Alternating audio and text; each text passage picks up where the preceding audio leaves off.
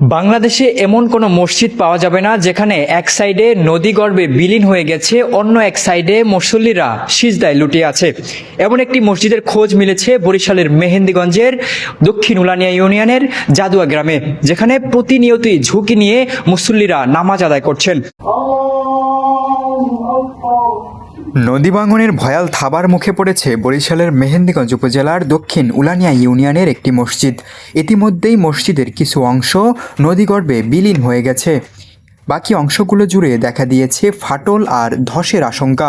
তারপরেও ধর্মীয় অনুভূতি আর নামাজের প্রতি ভালোবাসা থেকে জীবনের ঝুঁকি নিয়েই প্রতিনিয়ত নামাজ আদায় করে যাচ্ছেন ধর্মপ্রাণ মুসল্লিরা।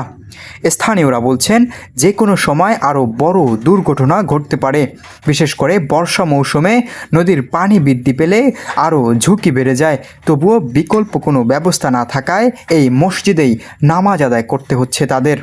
এদিকে দ্রুত প্রয়োজনীয় ব্যবস্থা নেওয়ার দাবি জানিয়েছেন স্থানীয় মুসল্লি ও এলাকাবাসী। মন্ত্রী মহোদয় সাহেব আমাদেরকে 5,000 বস্তা দিছে। বস্তার পর আমরা নিশ্চিত মসজিদটা দলীয় পড়বে না, কিন্তু তারপর ভিতরেটা খাদ হয়ে গেছে। আর যত দ্রুত সম্ভব কাজ করলে আমরা এই মসজিদটা ইনশাল্লাহ এখনো টিকিয়ে রাখতে চাই আপাতত আর কি, 1 বছর 2 বছরের ভিতরে। মুসল্লিদের আশ্বাস, খুব দ্রুতই কাজ শুরু হলে এই মসজিদে তারা আবার আগের মতো নামাজ আদায় করতে পারবেন। সিয়াম বিশ্বাস, মেহেন্দিগঞ্জ, বরিশাল।